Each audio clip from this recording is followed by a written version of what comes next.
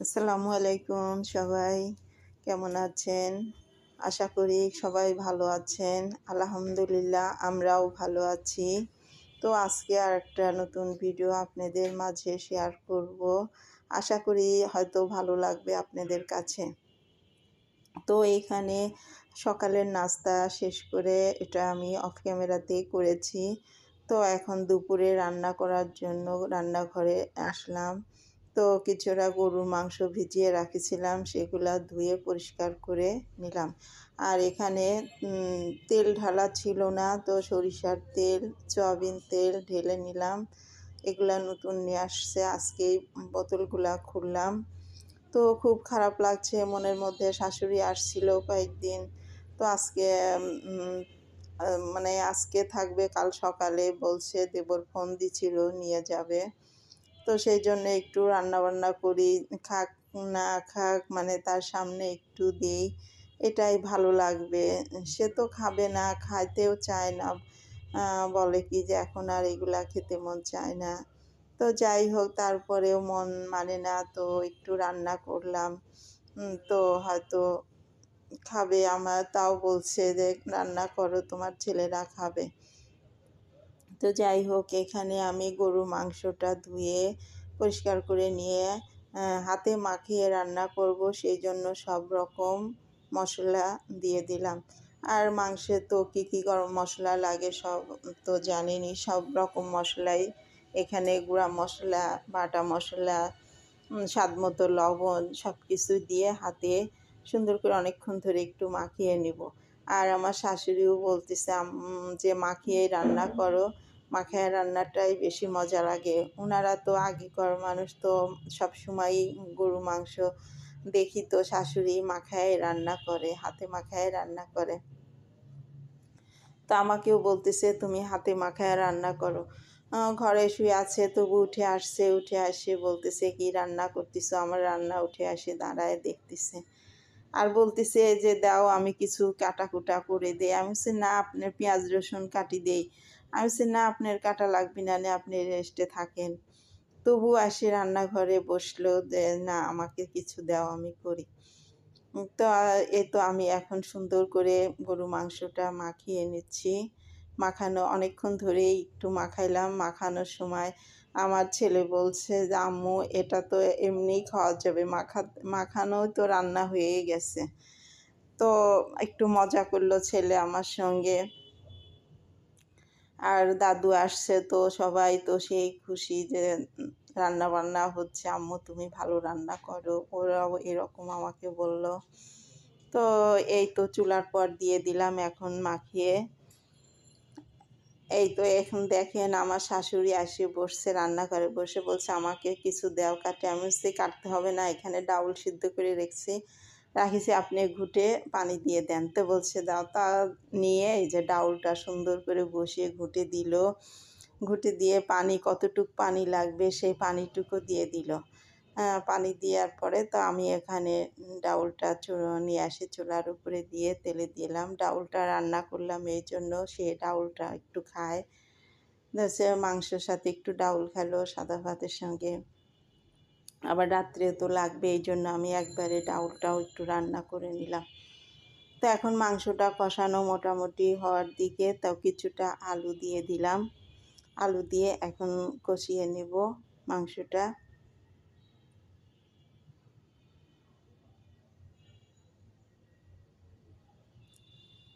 তো কিছুটা গরম মশলা, যে ঝোল দেওয়ার পরে আমি জিরা গুঁড়া করে একটু দিয়ে দিলাম। জিরা আর গরম মশলা ভেজে গুঁড়া করে দিয়ে দিলাম। তো এই চুলায় এখন মাংসটা হওয়ার দিকে, তারপরে আমি এখানে এই চুলায় পোলাও রান্না করার জন্য পাতিলটা দিয়ে দিলাম। তেল দিয়ে দিচ্ছি, তেলটা গরম হওয়ার পরে পেঁয়াজ কুচি দিয়ে দিলাম। পেঁয়াজটা ভেজে কিছু বেরেস্তা করে নিব।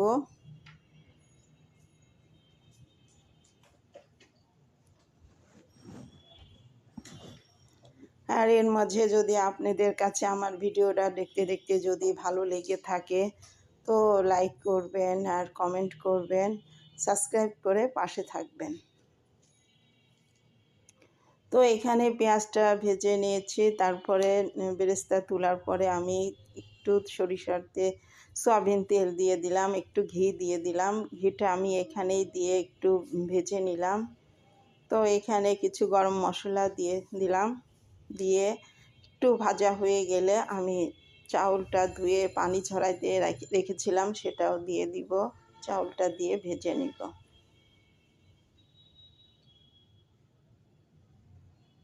রান্না করছি আর শাশুড়ি কাছে বসে গল্প করছে, খুব খারাপ লাগছে, কালকে চলে যাবে। তো মানে আসছিল কয়েকদিন, ভালোই লাগলো।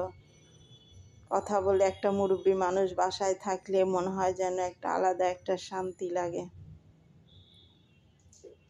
যে কয়দিন ছিল আমি কাছে শুয়ে থাকতাম, ঘুমাইতাম, ভালো লাগতো। তো আমার চাউলটা এখানে ভাজা হয়ে গেছে, আমি পরিমাণ মতো গরম পানি করে রেখেছিলাম, গরম পানিটা দিয়ে দিলাম।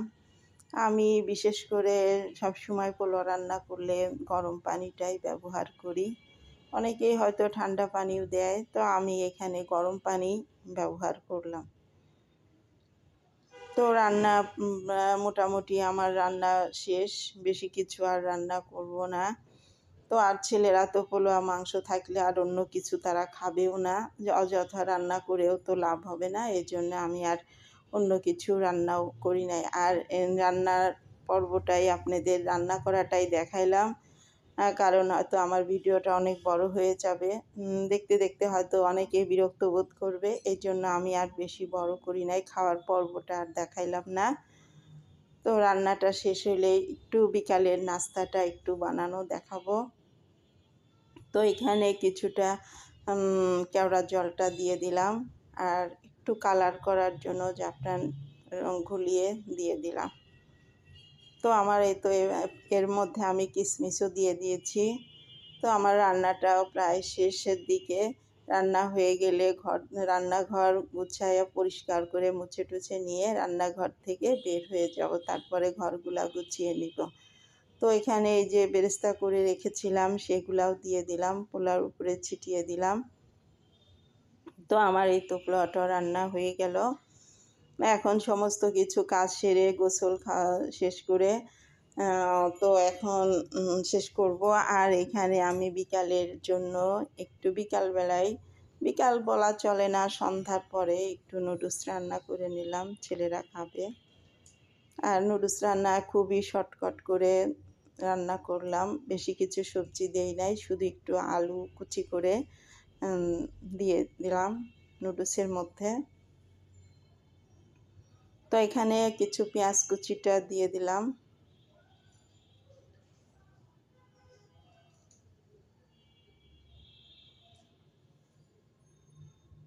দিয়ে একটু নাড়াচাড়া করে হালকা একটু ভেজে নেব। ভেজে নিয়ে এর ভিতরে আমি আলুটা দিয়ে দিব।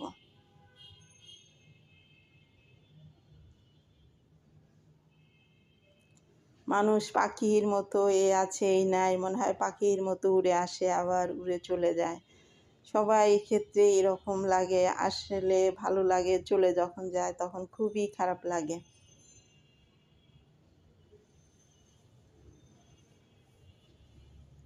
শাশুড়ি কয়েকদিন আসছিল, সবারই ভালো লাগছিল, সময়টাও বেশ সুন্দর কাটছিল আমাদের।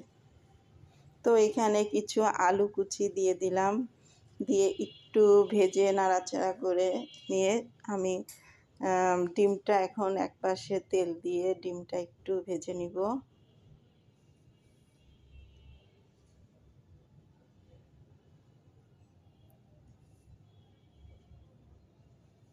তো বিকালের নাস্তা এটাই ছিল, বেশি কিছু না। আর ওর দাদি তো ওইসব ভাজা পোড়া খেতেই চায় না, ছেলেরাই খাবে। তো এখানে ডিমটা আমি একটু ঝুরি করে নিলাম।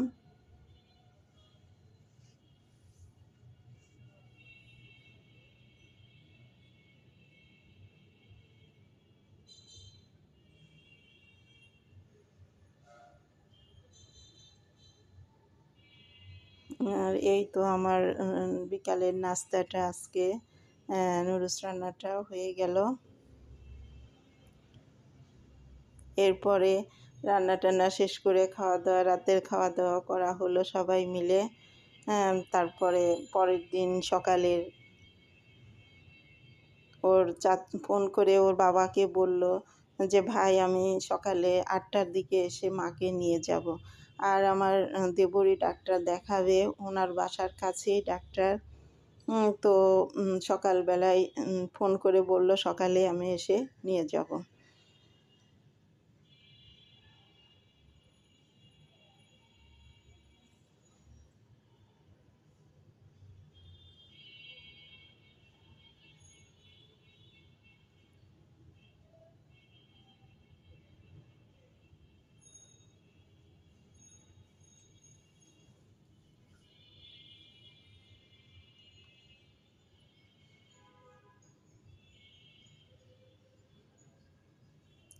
একটু সসগুলা একটু নুডলসের মধ্যে দিয়ে দিলাম, দিয়ে নাড়াচাড়া করে নুডলসটা রান্না করে নিয়ে শেষ করব।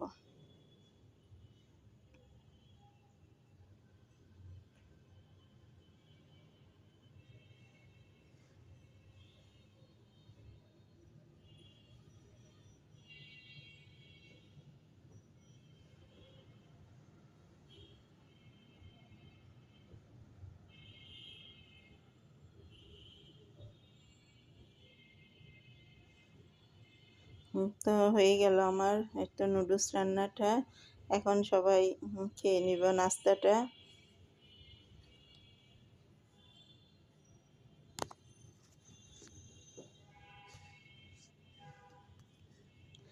এটা ছিল পরের দিন সকালবেলা। পরের দিন আমার শাশুড়ি এই তো বসে আছে, ব্যাগ ট্যাগ গুছায় নিয়ে মন খারাপ করে কাঁদতেছে আর বলছে হয়তো আর আসা আমার মনে হয় ঢাকা আসা হবে না। আমি বলছি ইনশাল্লাহ হবে। আর এখানেই আজকে আমার ভিডিওটা শেষ করব। আর সবাই ভালো থাকবেন, সুস্থ থাকবেন। আল্লাহ হাফেজ।